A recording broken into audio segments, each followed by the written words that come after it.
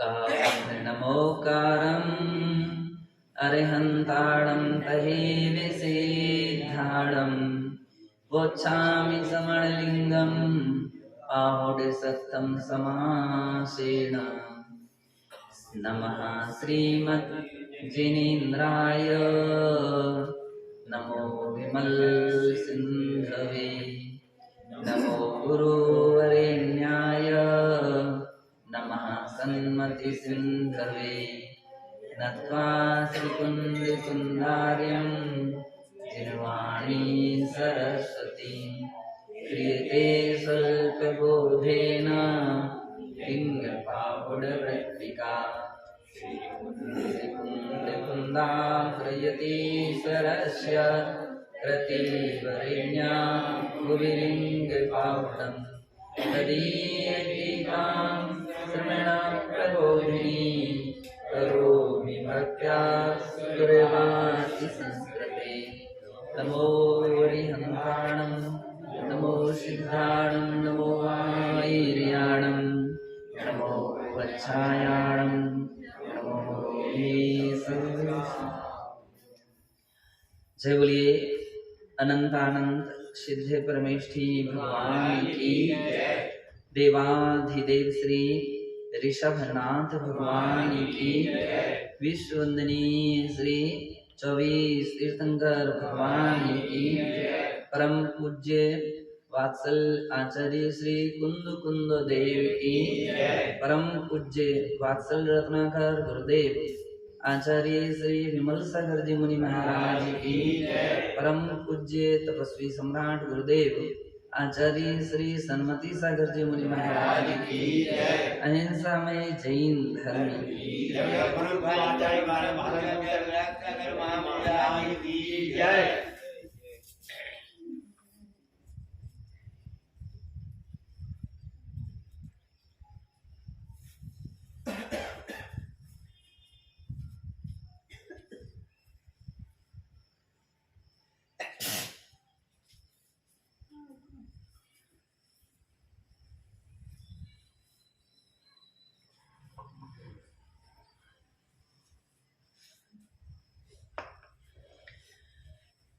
श्रवण प्रबोधिनी ग्रंथ की 13वें नंबर की गाथा प्रारंभ हो रही है और इसकी उत्थानिका में बतलाया जा रहा है। संप्रति रसगृद्धिवतः श्रवणस्य अन्यदपि दूषिताचरणं शास्त्रकाराः निर्वर्णयन्ति। अब यहाँ रसगृद्धिवतः जो रसगृद्धिवान हैं ऐसे श्रवण के अन्यद अपि दूषिताचरणम, तो केवल रस गृद्धि से एक ही दोष नहीं होता है, और भी दोष होते हैं। और ऐसे दूषित आचरण के विषय में शास्त्रकार आचार्य कुंद कुंद देव निर्वर्णयन्ति, इसके विषय में वर्णन करते हैं। कहते हैं धावति पिंड निमित्तम कलहं काउण भुंजदे पिंडम और परुई संतो जिणमग्गै न होई सो समणो।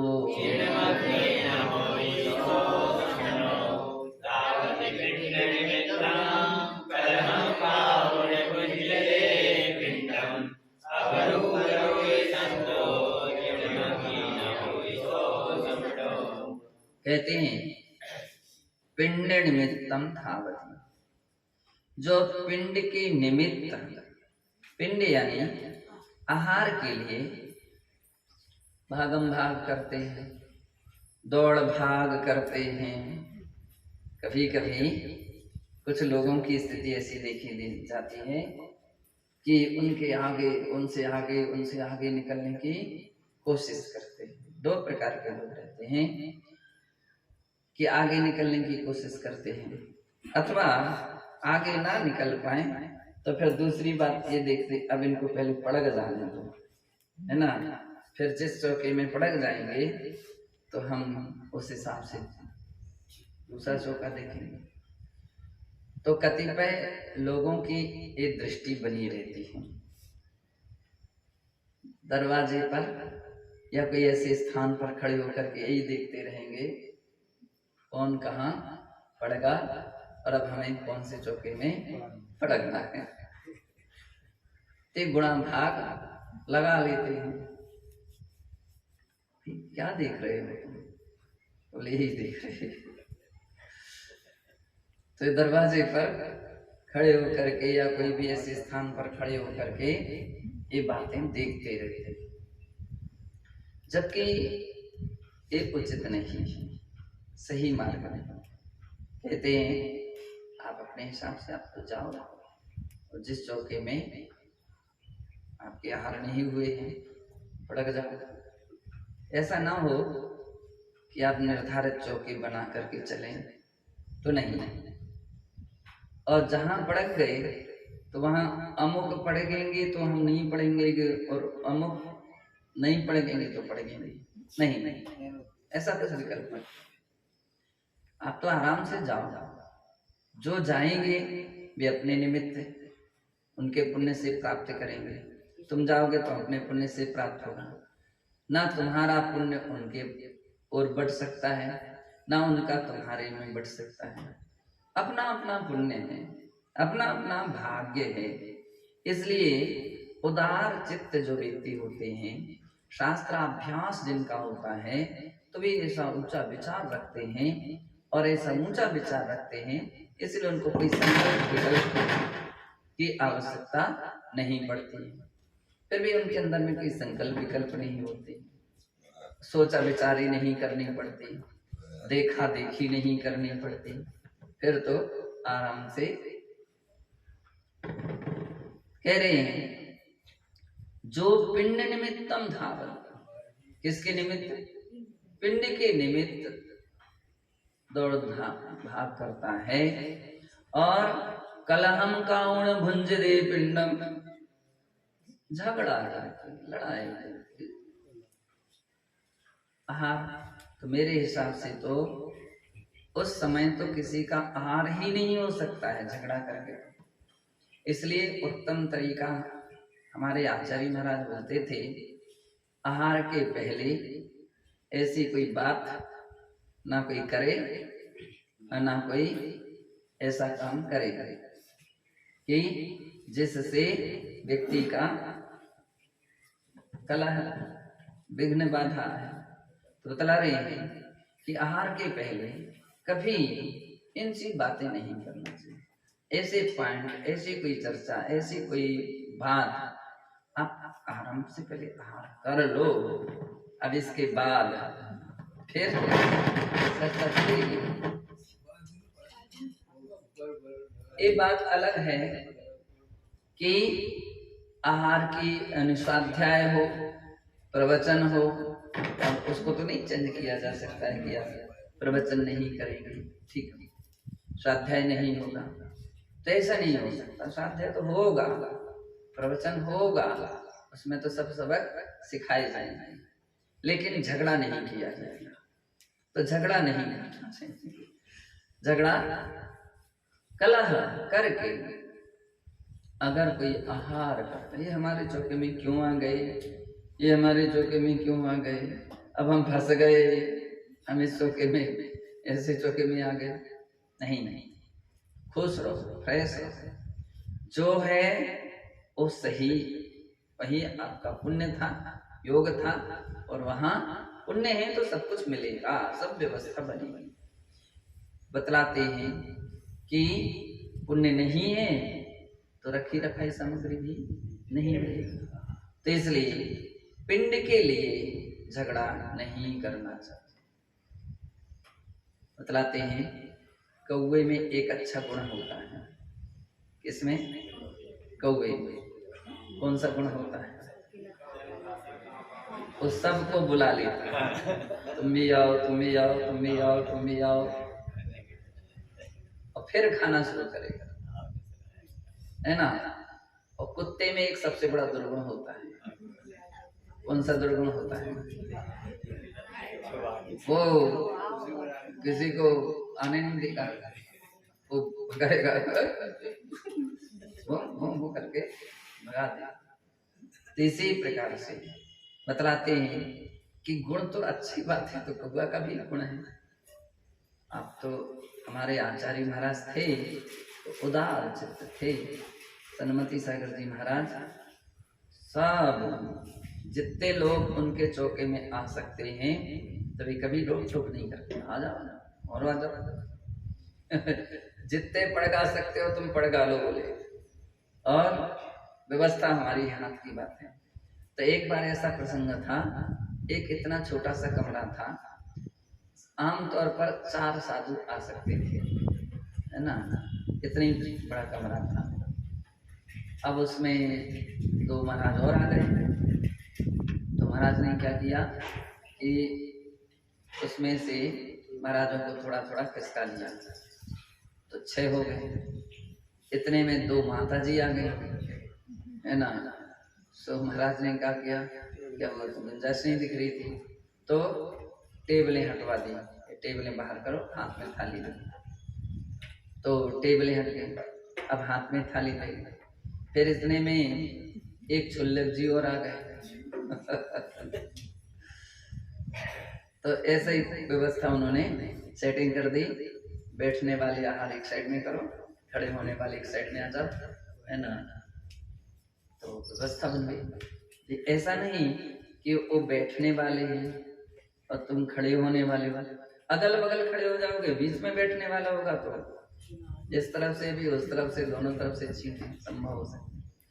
तो ये विवेक, ये बुद्धि होना चाहिए, ये समझदारी होना चाहिए कि कोई बैठने वाले हैं तो उनको आप उस हिसाब से खड़े होने वाले इस हिसाब से खड़े हो जाएं ताकि आपके कारण उनको परेशानी ना हो। अथवा कतिपय लोग ऐसे रहते, इतना गैप कर देते हैं, इतना गैप कर दिया तो दूसरे लोग को गुंजाइश भी नहीं रही, अथवा उनके लिए छींटे वगैरह पड़े। तो ये सब विवेक, ये बुद्धिमानी माननी चाहिए। तो आचार्य महाराज के देखो अपना क्या जाता है, उसका भाग, उसका पुण्य है, और देने वाले का अपना भाव। बोले आने दो, ना हम बुला रहे हैं ना हम भगा रहे हैं। तो एक प्रसंग आना चाहिए। और कह रहे हैं कि जो झगड़ा करके आहार करते, मेरे हिसाब से गृहस्थों को भी चाहिए भोजन करते समय झगड़ा ना करें, या भोजन के पहले, क्योंकि परिणाम खराब होकर के अब वो भोजन करेगा तो ग्रास ही अंदर में नहीं उतरेगा, और उतरेगा तो रस का काम नहीं करेगा, रस भाव का काम नहीं करेगा, करे स्वास्थ्य के लिए हानिकारक है। क्रोध में डॉक्टर बोलते हैं, साइंस का एक नियम भी है, क्रोधावेग में आप पानी भी पियोगे तो निकल जाएगा, या वो हानिकारक है, जहर का काम करता है। तो बतला रहे हैं कि ना तो कलह करना चाहिए, बिल्कुल नहीं करना चाहिए, और भोजन के लिए तो बिल्कुल भी नहीं करना चाहिए, और ना भोजन के समय करना चाहिए। एक दूसरे की थाली कभी नहीं देखो कि उसकी थाली में क्या है, उनकी थाली में क्या है। अगर ये देखोगे तो फिर आपका मन खट्टा भी हो सकता है, अरे उसकी थाली में रखा, हमारी थाली में है ही नहीं, एक परिणाम खराब है। मेरे हिसाब से तो आहार खड़े के लिए खड़े हो गए हो तो अब ना तो अपनी थाली देखो ना दूसरे की थाली देखो, अपनी थाली भी देखना बंद कर दो। देखोगे ना ये चला नहीं है सामान, वो सामग्री रखी है, चले ही नहीं रही, उसी पर आपके संकल्प विकल्प उत्पन्न होते हैं। अच्छी बात, अपनी अंजलि देखो, अपनी सामग्री का शोधन करो, बस ये सबसे सुंदर तरीका है। तो कह रहे हैं कि कलह करके झगड़ा करके आहार नहीं होना चाहिए, आहार के समय झगड़े नहीं होना चाहिए। अवरूप रुई संतो अपरुचि संता, और क्या कह रहे हैं, अपरुचि रुचि अप हो जाए, यानी मुनि धर्म के विपरीत आचरण में रुचि रखना, जो अपनी चर्या के प्रतिकूल है, जो अपने आगम के प्रतिकूल है, ऐसे आचरण में रुचि रखना हमको तो अच्छा लगता है। नहीं, वो अच्छा लगता है ये बात अलग है। आगम क्या कह रहा है, आचार्यों ने क्या कहा है, भगवान ने क्या कहा है, उसकी कीमत करिए। जो भगवान ने कहा है, जो आचार्यों ने कहा है, जो शास्त्रों में लिखा है, जो प्राणी इस बात की कीमत करता है, तो कह रहे हैं सम्यक साधन, और इन सबको अरुचि कर देता है और अपने मन में जो आया उस प्रकार से काम करने लग जाता है। ऐसे मुनि धर्म के विपरीत आचरण में रुचि रखता है। ऐसा काम करेगा तो बतला रहे हैं, जिण मग्गीणा होई सो समझो, सो समझो वह श्रमण वह साधु जिण मग्गीणा होई, जिन मार्गी नहीं है, मोक्ष मार्गी नहीं है, धर्म के पथानुगामी नहीं है। ऐसा करना चाहिए। श्रमण प्रबोधनी टीका, श्रमणो पिंड निमित्तम धावति, कोई श्रमण पिंड के लिए दौड़ता है, कलहम कावण पिंडम भुंजदे, कलह करके पिंड ग्रहण करता है, आहार लेता है, अपरुपरई संतो, और अपरुचि धर्म से रुचि ना रखता हुआ धर्म विरुद्ध कार्यों में रुचि रखता है, सो जिनमग्गी ना होई, वह जिन मार्गी नहीं होता है। इति गाथा वयो मंतव्य, ऐसा गाथा का अन्वय जानना चाहिए। श्रमणो, श्रमणा द्रव्यलिंगी श्रमणाभासी वा, यहाँ श्रमण से अर्थ जो द्रव्यलिंगी है, श्रमणाभास है, श्रमण जैसा दिखता तो है लेकिन श्रमण के लक्षण उसमें नहीं होते हैं, श्रमणाभास है। तो कैसा होता है, पिंड निमित्तम धावति, पिंडार्थम धावति, पिंड के लिए दौड़ता है। अत्र पिंड शब्दः चतुर्विध आहारार्थकाः, यद्वा आहार योग पदार्थश्च, यहाँ पिंड शब्द से क्या अर्थ लेना, चारों प्रकार के आहार ले लेना है। कोई कथन सामान्य होता है, कोई विशेष होता है, तो सामान्य रूप से चारों प्रकार के आहार लेना चाहिए, खाद्य स्वाद्य लेय और पेय, सभी वस्तुएं ले लेना चाहिए, वो पिंड है। यद्वा आहार योग्य पदार्थश्च, अथवा आहार के योग्य जो पदार्थ हैं, तभी एक एक वस्तु भी पिंड के नाम से ग्रहण करना चाहिए, और सब पिंड है। आहार विषय, और कह रहे हैं पिंड शुद्धि आहार विषय का शुद्धि रही। मूलाचार में एक पिंड शुद्धि नाम का अलग से अधिकार दिया है।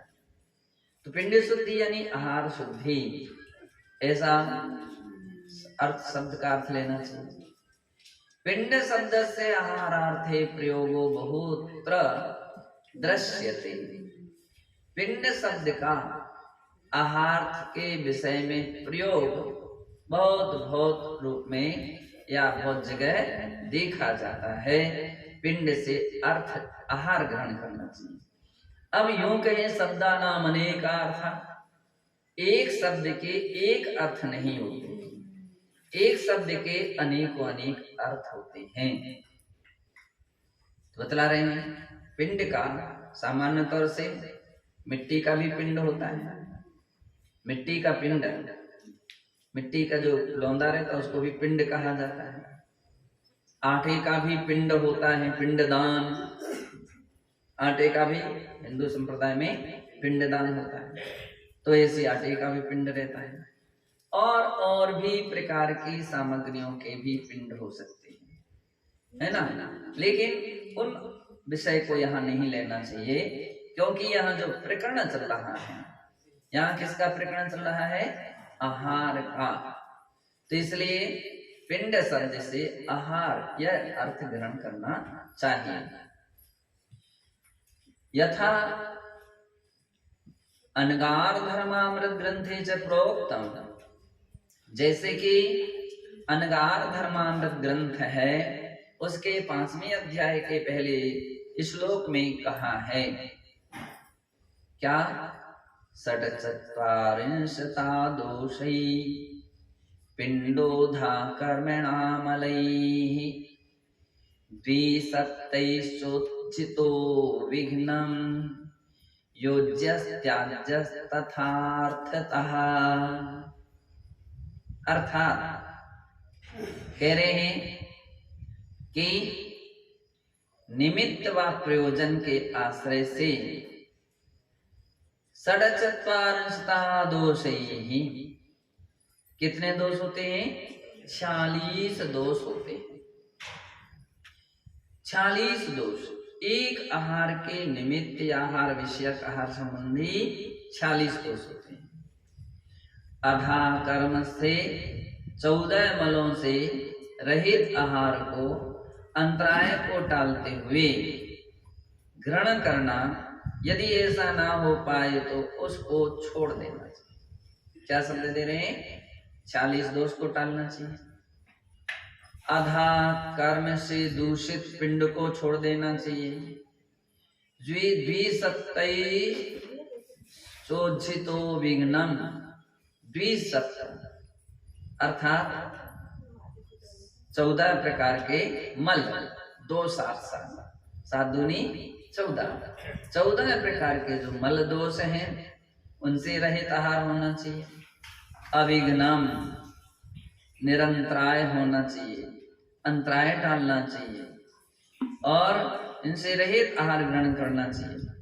और कह रहे हैं योज्यस त्याज्यस तथार्थतः, यदि ऐसा ना हो सके तो त्याज्य, उस भोजन का त्याग कर देना चाहिए, अर्थात दोष सहित आहार नहीं लेना चाहिए। पिंड निमित्त आहार प्राप्ति वा निमित्तीकृत्य आहार प्राप्ति प्रयोजनम समुद्देश्य तत्सिद्ध्यर्थम साधावती यत्र तत्र भ्रमति इत्यर्थः। ऐसा ग्रहण करें। बोले पिंड निमित्तम आहार प्राप्ति, पिंड निमित्त यानी आहार की प्राप्ति के लिए, निमित्तीकृत्य उसको निमित्त बना करके, आहार प्राप्ति प्रयोजनम समुद्देश्य आहार प्राप्ति के प्रयोजन अथवा उसके उद्देश्य से, तत्सिद्ध्यर्थम अथवा आहार की सिद्धि के लिए, साधावती वह दौड़ता है, भागता है। उज्जितो विघ्नम और धावती, वो जो दौड़ता है, यत्र तत्र भ्रमति इत्यर्थः, यहाँ से वहाँ, वहाँ से यहाँ परिभ्रमण करता है। यत्र तत्र कतिपय लोगों की स्थिति रहती है, ना विधि है ना कुछ है, और फिर भी राउंड लगा रहे हैं। तो एक बात का राउंड लगाना व्यर्थ हो गया, एक बात। दूसरी बात ये है, गुरुजन जो रहते हैं वो लोगों को संतुष्टि देने के लिए भी कथनचित ऐसा उपयोग कर सकते हैं कि आम लोग रहते हैं, गृहस्थ लोग रहते हैं, इतने ज्यादा समझदार नहीं होते हैं, तो उनके लिए यही लगा रहता है कि हमारे लिए चौके तक नहीं, महाराज कम से कम अत्र अत्र तो बोल देते, यानी अवसर दे देते, अत्र ही अत्र बोल लेते हम, है ना, ठीक है, अत्र अत्र बोल। तो एक उदार चित्त जो गुरुजन होते हैं, वे उन लोगों की उस परिस्थितियों को ध्यान से समझते हैं, जानते हैं, एक सामान्य स्थिति से दृष्टिपात कर लेते हैं, देख लेते हैं लेकिन अनावश्यक परिभ्रमण भी करना ठीक नहीं। बतलाते हैं अनावश्यक एक कदम भी नहीं रखना चाहिए। खाली आहार के समय ही नहीं, अन्य किसी भी समय में भी। क्यों? क्योंकि यह सारा लोक जीवों से भरा हुआ है। कौन से जीवों से भरा हुआ है? सूक्ष्म जीवों से ठसाठस भरा हुआ, सूक्ष्म जीवों से भरा हुआ। अब आप एक पैर अनावश्यक रख रहे हैं तो इसका मतलब है उन जीवों की प्रार्थना हो रही है। प्रयोजन की बात एक अलग थी, है ना, प्रयोजन प्रधान था, और आप बिना प्रयोजन के रख रहे हो तो कह रहे हैं कि वो जीव की प्रार्थना हो रही है। इसलिए कभी कभी कोई लोग बोलने थे कहाँ जा रहे, ऐसे थोड़ा घूम लें, थक गए हैं बैठे बैठे, छत पर टहल लेते हैं। टहल सकते हैं क्या सारे? साधु जन टहल नहीं सकते हैं। कहाँ जा रहे? थोड़ा घूम आए। घूमने के लिए साधु जन नहीं जाते हैं, तो टहलते नहीं, घूमते नहीं। क्यों? वे ज्ञानी हैं, वे इस बात को समझते हैं कि एक कदम भी व्यर्थ का रखना जीवों की हिंसा होना है, प्रार्थना है।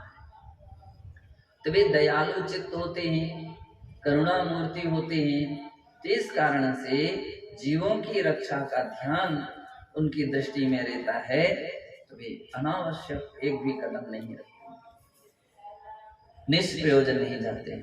दूसरी बात यह है कि यत्र तत्र जो भ्रमण करते हैं, धावती इति पदेन सुच्यते, कोई दौड़ता है, यस्य श्रमणो यत्र कुत्रचिद अपि, जो यहाँ कहीं भी दौड़ते हैं। पहली बात यह है इतनी जल्दी मत चलो कि आप गिर पड़ो, नहीं। पहली बात तो यह है अपनी रक्षा भी कीजिए। दूसरी बात, इतनी जल्दी मत चलो कि किसी से टकरा जाओ, आप सावधानी से चलिए। और इतनी जल्दी मत चलो कि आप के द्वारा किसी के लिए चोट आ जाए, किसी के लिए लग जाए।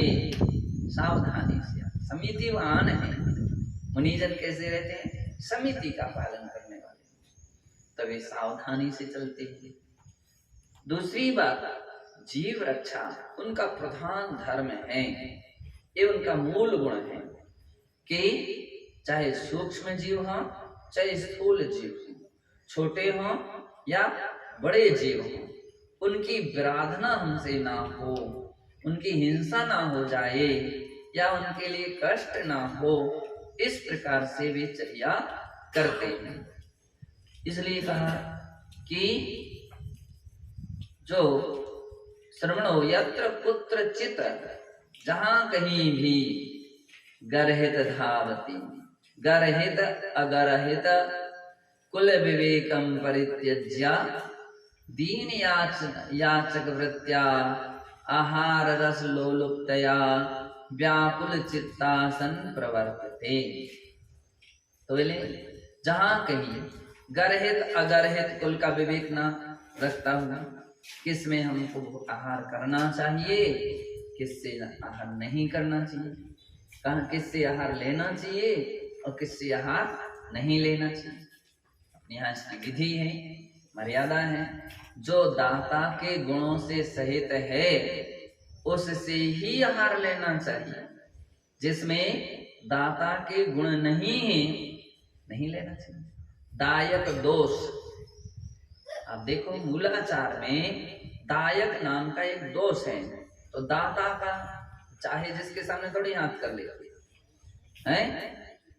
आहार के अकेले ऐसे भूखे नहीं है कि अपनी शरीर तोड़ दे, नहीं नहीं, पात्र के विषय में देखते हैं ये दान देने के लायक है और ये है तो उससे ही आहार लेते हैं, चाहे जिससे नहीं लेते। महाराज आप यदि ज्यादा त्याग वगैरह कराओगे तो कोई आहार देने वाला नहीं मिलेगा, नहीं, ऐसी बात नहीं। संतों का, साधुओं का भी पुण्य है, और जो पुण्य है, जिसका भाग्य है, उसको कोई छीन नहीं सकता, वो तो है।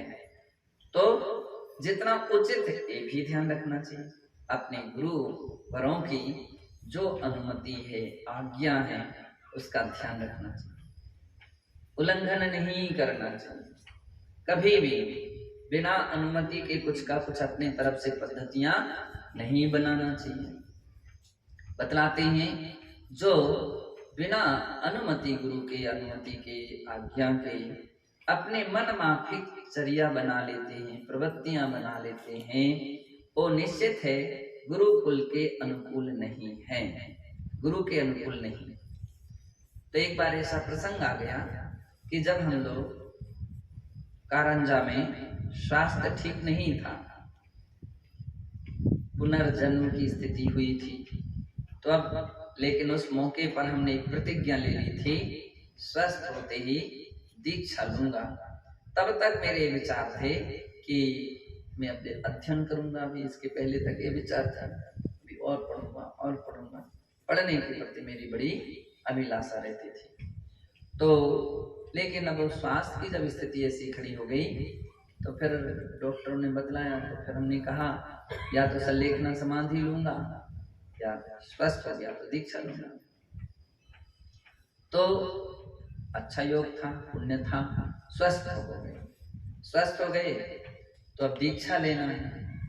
दीक्षा लेने के विषय में काफी संकल्प विकल्प चल रहे थे कि 2-3 विषय। एक तो हम अपने गुरु को नहीं छोड़ना चाहते थे भाई, जिनसे हमने क्षुल्लक दीक्षा ली, तो मैं उस समय तक तो मेरी यही धारणा थी कि आचार्य महाराज से ही दीक्षा लूंगा।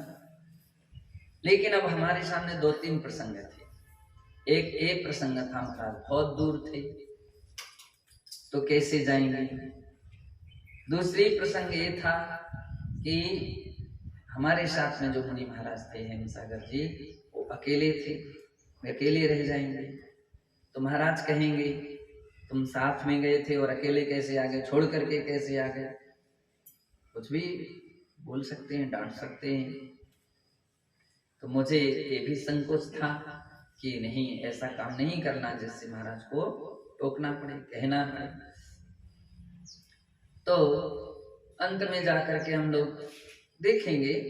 तब तक क्या था कि पास में आचार्य महाराज का, विमल सागर जी महाराज का संग कचनेर में आ गया। वहां पर सिद्ध चक्र वेदांत अष्टांग का पर्व मनाया जा रहा था।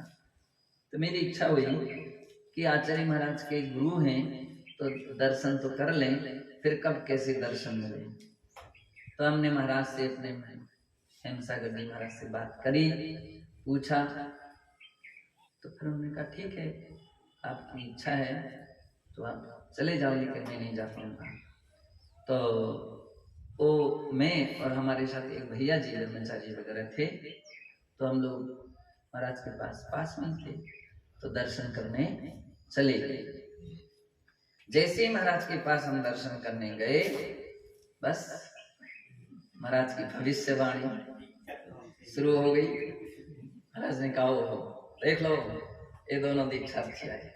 अरे हम लोग एकदम चौंक गए। मैंने कि महाराज हम तो दर्शन करने आए, दीक्षा लेने नहीं आए। बोले नहीं नहीं नहीं, तुम लोगों की यही दीक्षा होगी मेरे पास। मैंने कि देख लो, अब आप डायरेक्ट तो नहीं कहा, मन ही मन में सोचा महाराज कैसे फुसलाते हैं, कह दो जो ले लेंगे। मैंने कि नहीं, हम लोग, हमारे आचार्य महाराज हैं, सन्मति सागर जी महाराज हैं, हम लोग उनके शिष्य हैं, पढ़ने के लिए कारंजा में थे, अब दीक्षा लेना तो है ही, वहीं जाएंगे दीक्षा लेंगे, अपने गुरु से लेंगे। महाराज ने कहा नहीं, तुम दोनों की यही दीक्षा होगी। और कह रहे हैं कि सन्मति सागर जी तो हमारा शिष्य है, और जो हमारा शिष्य है तो फिर तो कोई बात ही नहीं है, जो जैसे कहेंगे वो आज्ञा का पालन करेगा, आज्ञा से। अब हमने और तो ज्यादा कुछ नहीं सोचा, विचारी में काफी पड़ गए, और महाराज की भविष्यवाणी हो ही रही है। सारी बातें होने के बाद महाराज रोज रोज एक दिन, यद्यपि हमको महाराज की चर्या के विषय में जितनी भी चर्चा सुनी थी वो सब हमको अनुचित दिखी, सही उनकी चर्या दिखी। महाराज की चर्या बिल्कुल ठीक है। इतनी 12-1 बजे से 12 बजे से 11, साढ़े 11, 12 बजे से समय 6-7 बजे तक इतने इसी चर्या ने मुझे चेंज कर दिया। मैंने कहा कि महाराज ठीक है, आचार्य महाराज आपसे कुछ नहीं कहेंगे और आप हमारे गुरु हैं, हमें कोई परेशानी नहीं है। लेकिन महाराज ने कहा लेकिन क्या? मैंने कहा लेकिन ये है कि मेरा स्वास्थ्य इतना ठीक नहीं रहता है, तो संग विहार करेगा तो डॉक्टर तो मुझको बोलते हैं कि आपको 1 भी किलोमीटर नहीं चलना है, कैसे क्या चलेंगे? महाराज ने कहा मुझे पता है, लेकिन बतलाऊंगा मैं। महाराज ने कहा तुम दोनों जने एक साथ रहना और चर्या तुम्हारी बिल्कुल ठीक है, अनुशासन ठीक है। ये तो ठीक है, दोनों जने साथ रहेंगे, हम दो नहीं, हम लोग फिर तो वो महाराज भी हो जाएंगे। फिर महाराज से मैंने कहा कि महाराज और भी कुछ बात है। और क्या बात है? मैंने कही दूसरी बात ये है कि शूद्र जल का त्याग संग में कराया जाता है। अब शूद्र जल का त्याग आज के समय में हर व्यक्ति नहीं कर पाता है, बूढ़े बूढ़े लोग ही रहते हैं चौके में। तो महाराज ने क्या कहना चाहते हैं? मैं ये कहना चाहता हूँ, मैं गुरु के लिए धोखा नहीं दूंगा, मैं गुरु के साथ कभी छल नहीं करूंगा। ये मेरी दृढ़ धारणा है कि ना कभी धोखा दूंगा, ना छल करूंगा, ना झूठ बोलूंगा। बात तो सही है। कहना क्या चाहते हो? मैंने कि यही कहना चाहता हूँ कि शुद्ध जल के स्थान पर मैं रात्रि भोजन का त्याग कराऊंगा तो नई पीढ़ी आगे बढ़ेगी। महाराज ने कहा नहीं, ये नहीं हो सकता है। बोले परंपरा है और महावीर कीर्ति महाराज की परंपरा है, ये नहीं हो सकता है। वो तो शुद्ध जल का ही त्याग कराना पड़ेगा आजीवन। मैंने कि महाराज आज हम हाँ कर दें और कल तोड़ दें तो दोष लगेगा। झूठ नहीं बोलना चाहते, छल नहीं करना। महाराज ने कहा इसमें कोई समझौता नहीं हो सकता, गुरु के द्वारा ये हमारी व्यवस्था है, ठीक है।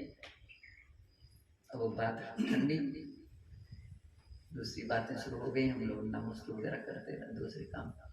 फिर 2 दिन, फिर 3 दिन, फिर वही बात आगे पीछे घूम जाए। एक आध बार तो चक्कर वो बात उठ ही जाती थी। एक दिन चित्राबाई ऐसे मौके पर थी, भरत सागर जी थे भी, आचार्य महाराज थे। उसी समय हम लोग भी पहुंच गए नमोस्तु करने के लिए। मैंने महाराज को नमोस्तु किया आहार के बाद, बस नमोस्तु किया।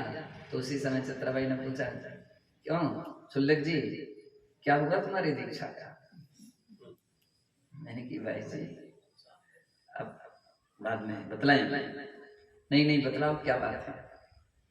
मैंने की और कुछ नहीं है, शुद्ध जल का त्याग की बात चल रही है, तो हम लोग झूठ नहीं बोलेंगे, छल नहीं करेंगे। गुरु के साथ तो छल बड़ा पाप है ना।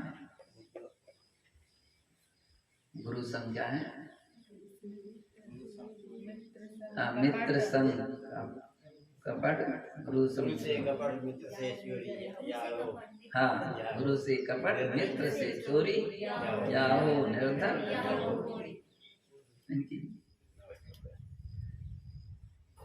भाई बोले सही तो कह रहा है, हमारी तरफ से पक्ष रख लिया। महाराज से बोला महाराज छोटे से हैं, अब इनकी बहुत बड़ी जिंदगी है, आप लोगों की तो छोटी थी, अब आप कितने समय के रह गए? आप तो निश्चित है इनको नई टीम बढ़ेगी, नई किस्म के लोग बढ़ेंगे। और भरत जी, भरत सागर से बोले, भरत सागर बोले बिल्कुल सही कह रही हो भाई साहब, बिल्कुल सही कह रहे है ना। अब भाई महाराज दो स्वीकृति इनको बोलो। महाराज बोले, पहले भाई ने बोले भरत सागर जी कि आप बोलो महाराज को। महाराज बोले आप ही बोलो। फिर विचित्र भाई ने कहा तो महाराज बोले ऐसे कैसे होगा, संघ की परंपरा बिगड़ जाएगी, संघ की परंपरा बिगड़। तो महाराज भरत सागर जी बोले कि विराट सागर जी संघ में रहेंगे तो शूद्र जल का ही त्याग कराएंगे और बाद में वे दूसरी जगह रात्रि भोजन का त्याग कराएंगे। जैसी ये बात कही मैंने कही नहीं महाराज ऐसा नहीं है, अगर मैं ऐसा करूंगा तो फिर लोग वही फिर कहेंगे कि ये गुरु के सामने कुछ और पीठ पीछे कुछ रहते हैं। नहीं नहीं ये तो और मुझे बुरी बात है। भरत सागर जी ने हमसे बोला शांत रहो। अरे मैंने कि महाराज सही बतला रहे हैं।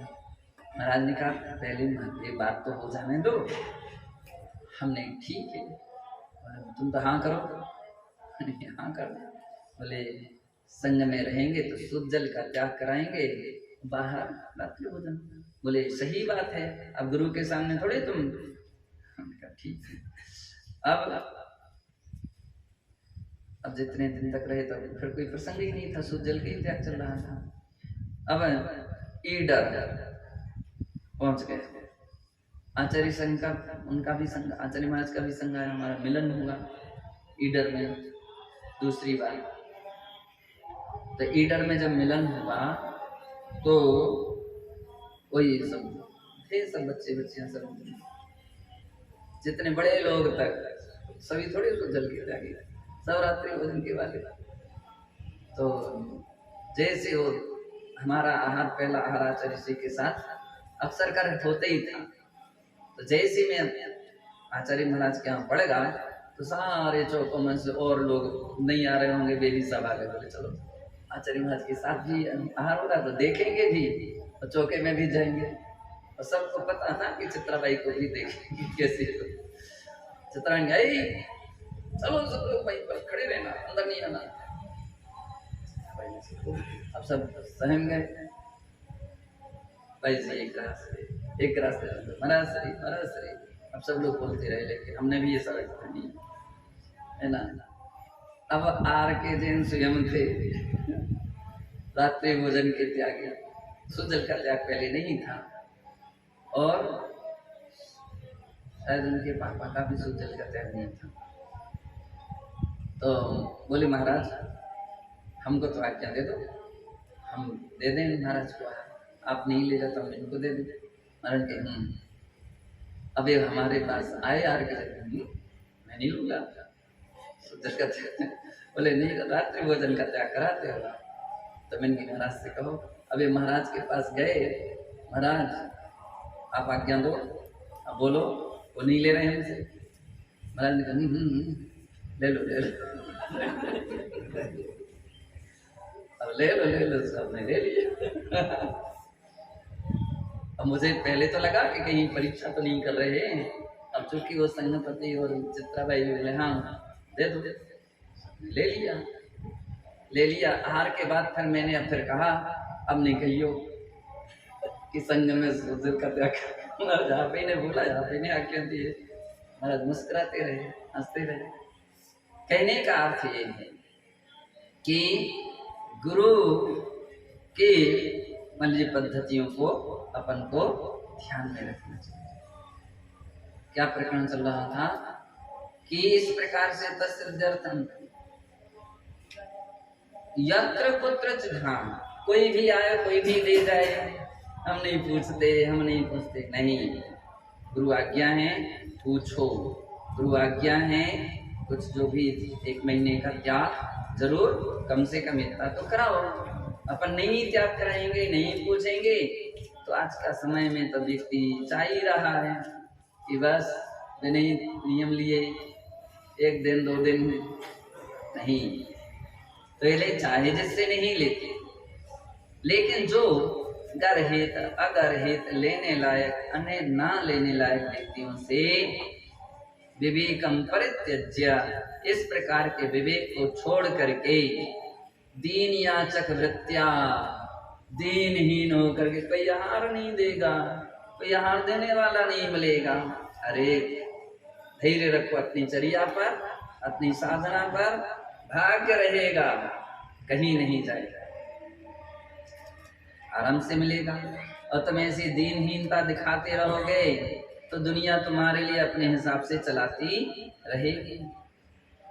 तो दीन याचक वृत्तियां, दीन भावना से, याचक भिखारी की तरह, याचक कहते भिखारी, तो लेने याचक पने से आहार रस लोलुपतया,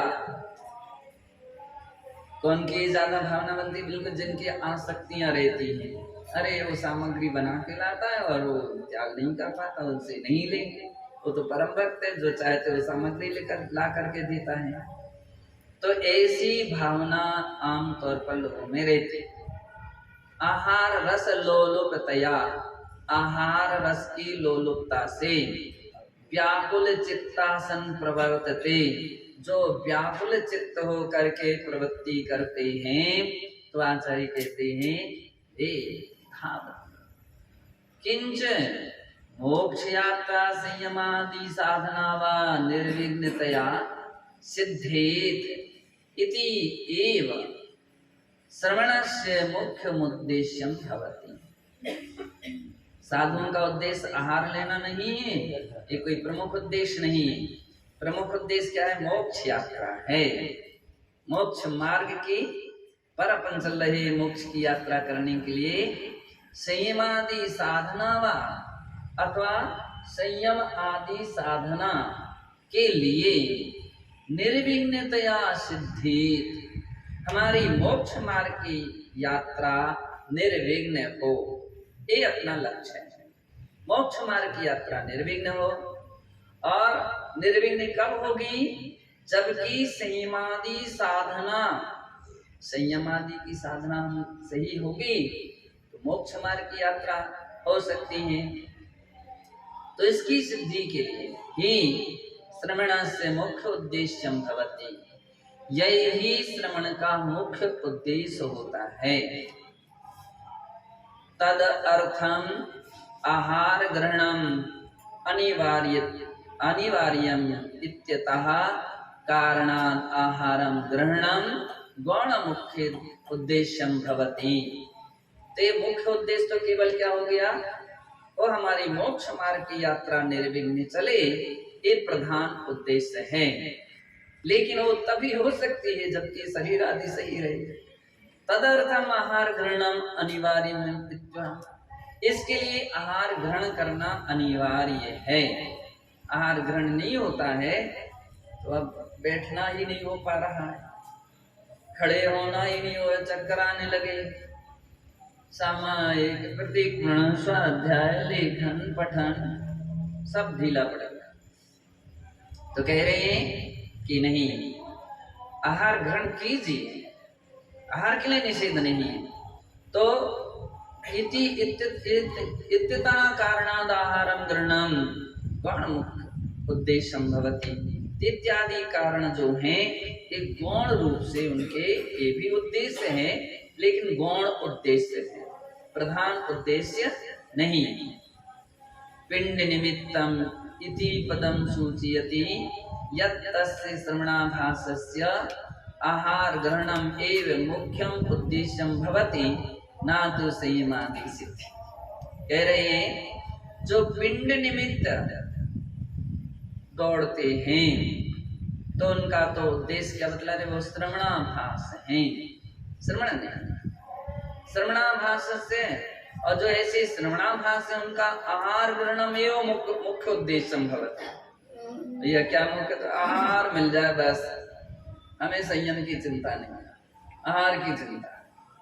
तो आहार अच्छी तरह से मिले, हिसाब का मिले, तो ये मुख्य उद्देश्य रहता है। किसका? श्रवणाभास का। ना तो संयमादि सिद्धि, संयम आदि की सिद्धि उसका उद्देश्य नहीं रहता है। यथार्थ श्रवणस्य कृते तु आहार ग्रहणे संयमादि सिद्धिरेव निमित्तं भवति इति रेणसार ग्रंथे प्रोक्तम्। लेकिन जो यथार्थ श्रवण होते हैं, यथार्थ यानी सच्चे मुनि होते हैं, उनके आहार ग्रहण का मुख्य उद्देश्य नहीं, आहार ग्रहण की अपेक्षा संयमादि सिद्धिरेव निमित्तम भवति। आहार ग्रहण क्यों कर रहे हैं? संयम आदि की निर्विघ्न सिद्धि हो, ये उद्देश्य होता है। इति रेणसार ग्रंथे से प्रोक्तम, ऐसा रेणसार ग्रंथ की गाथा 111 में कहा है। संजम तव झाण झयण विणाणये गिण्णदे पड़ी गहणम वज्जदि गिण्णदि भिक्षु णासक्कदे वज्जिदुम दुःखम। मुनि, संयम, तव, तप, झाण, ध्यान, अध्ययन, अध्ययन और विणाणाए भेद विज्ञान की सिद्धि के लिए पड़िगहणम गिण्णदे आहार आदि का ग्रहण करते हैं।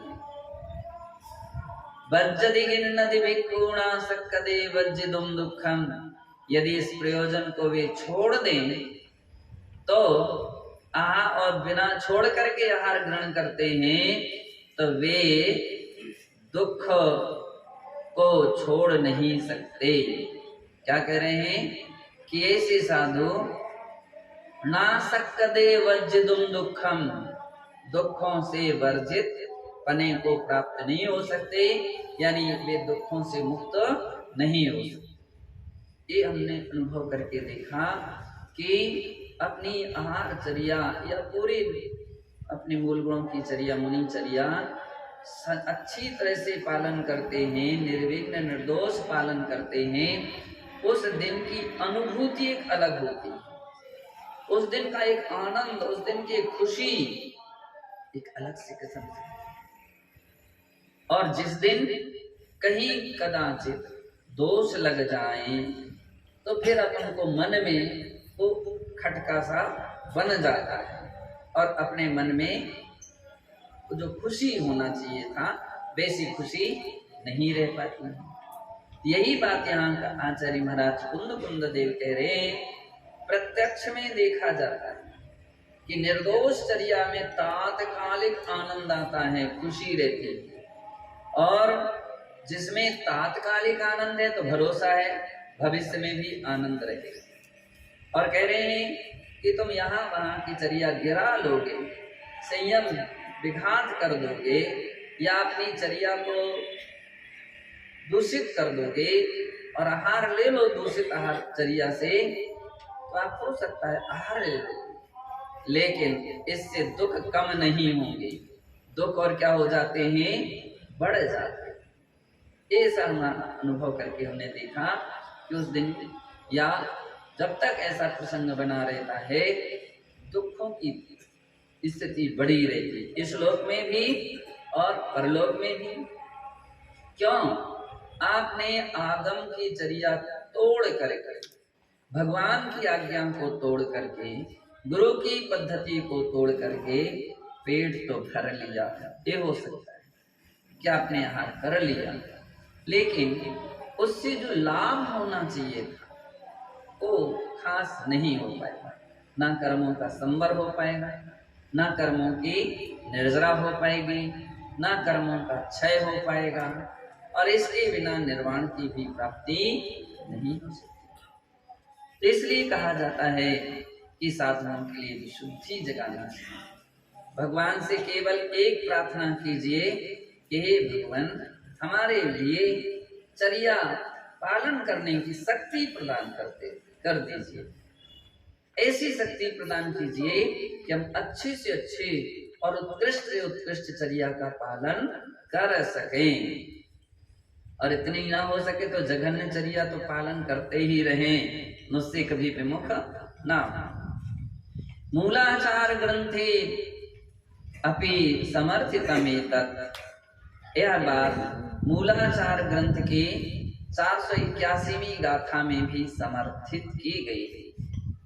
वहां पर कहते हैं न बलाउ साहु अट्ठम ना शरीरस्व वचयट्ठ तेजट्ठम नानट्ठम संजमट्ठम झाणट्ठम चे विभुंज दे भिक्खु। कह रहे ना बलट्ठम मैं शक्तिशाली हो जाऊं। कतिपय लोग आहार के समय इस बात का ज्यादा गुणा भाग लगा लेते। अरे महाराज ये बड़ी पौष्टिक है, ये सामग्री पौष्टिक है। गृहस्थ भी लगाते हैं, वैसी साधु भी मिल जाए, अरे पौष्टिक है, अब तो और दे दो और दे दो। याद रखिए कितनी भी पौष्टिक सामग्री ले लो, शरीर उतना ही ग्रहण करता है जितना शरीर के अंदर में क्षमता रहती है। आप ऐसा ना समझें कि बादाम का हलवा खाने से ताकत ज्यादा आ जाती है।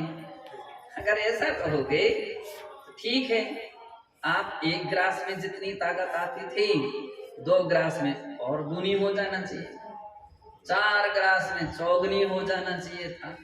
और यदि आप पूरे पेट भर ले लो तो फिर तो शक्तिशाली हो जाना चाहिए, पूरे शक्तिवान बन जाना चाहिए। लेकिन उल्टा हो गया। क्या हो गया? पेट खराब हो गया, पेट दर्द कर रहा हो। जो शक्ति थी वो शक्ति और चली गई। इसलिए सबकी सुनो लेकिन आगम की मानो। इसकी मानो? दुनिया क्या कहती है? सबकी सुनो मन की करो। लेकिन हम ऐसा नहीं कहेंगे कि मन की करो, हम कहेंगे सबकी सुनो आगम की मानो, आगम की बात को स्वीकार करो। तो आगम क्या कह रहा है? आप ये विकल्प छोड़ दीजिए, इससे शक्ति नहीं बढ़ रही है। शक्ति तो अपने क्षयोपशम से बढ़ रही है। किससे बढ़ रही है? वीर्यांतराय कर्म के क्षयोपशम से शक्ति बढ़ रही है। आप देख लीजिए, बहुत सारे काम करने वाले कितनी दिन भर तक मेहनत करते हैं। आंखों के सामने देख रहे हैं, इतने बड़े बड़े वजनदार पत्थर उठाना, ले जाना, रखना है? और उनसे भोजो कौन सा बादाम का हलवा खा रहे हो? कौन से खा रहे हैं? कुछ नहीं, दाल रोटी या जो भी सब्जी उतना ही। इसका मतलब फिर भी इतनी ताकत है। और ये बादाम के हलवा वालों को थोड़ा ही सा धक्का लगाते हुए गिर पड़ते हैं। इसका मतलब कि बादाम का हलवा तुम्हें ताकत नहीं दे रहा है। ताकत जो आ रही है तुम्हारे वीर्यांतराय कर्म के क्षयोपशम से आ रही है। तो ये आसक्ति छोड़ दें कि ऐसी ही सामग्री हमको मिले। नहीं नहीं, दाल रोटी भी तुम्हारे लिए वही शक्ति प्रदान करेगी। तपस्वी सम्राट आचार्य सनमति सागर जी महाराज ने तो उदाहरण दिखा दिया।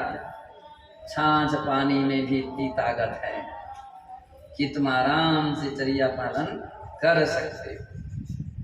लोग बोले 2-4 ही दिन में हम चले जाएंगे। अगर ऐसा नहीं, 9 साल 10 साल तक महाराज केवल छाछ पानी लेते और उसमें भी उपवास आदि भी करते रहे। तो कहने का अर्थ ये है कि अंदर का क्षयोपशम। इसलिए लौकिक गुणा भाग जो लगाते हैं वे आसक्ति को बढ़ाते हैं और परिचर्या से या अपने आचरण से गिराते हैं। इसलिए ऐसे ना सोच या किसी की सुनो, ना ऐसी बातों को कभी सोचो। आयु लोग कहते हैं ऐसा भोजन करने से आयु बढ़ जाती है।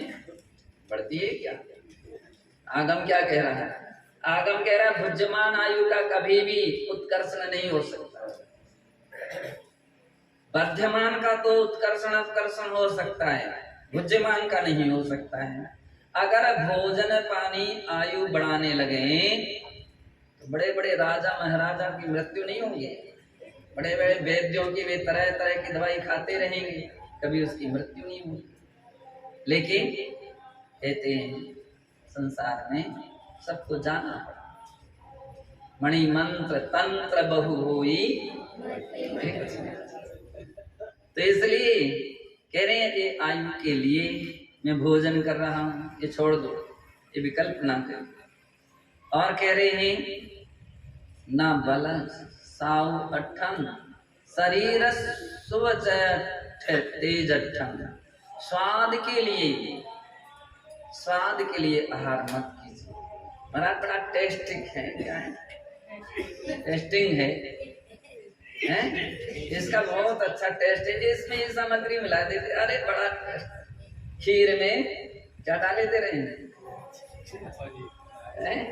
इलायची डाले दे रहे हैं और मसाला सामग्री डाले दे रहे हैं, बड़े टेस्ट है। नहीं, ये टेस्ट लेने के लिए इन टेस्ट नहीं, कोई साधुओं के इससे कोई मतलब नहीं, गर्द पूर्ण करते हैं। और कह रहे ना शरीरठम, शरीर की पुष्टि के लिए नहीं, ना तेजठम, थोड़े चमकते हैं, ऐसी सामग्री खाने से शरीर में चमक आती है, स्फूर्ति आती है, नहीं, अपने तो दाल रोटी में स्फूर्ति आ जाती है, ऐसा लेना चाहिए। तो बता रहे इन सब बातों के लिए ना आचार्य कहते आहार नहीं लेते। लाणठम, और लेते तो काय के लिए ले रहे हैं? ज्ञान लाणठम, ज्ञान के लिए हम आहार लेंगे तो शरीर आदि काम करेगा, अध्ययन पढ़ाई लिखाई हो सकती है, अन्यथा नहीं हो पाती। संयमठम, संयम का पालन करने के लिए शरीर में ताकत होगी तो मार्जन कर सकते हो।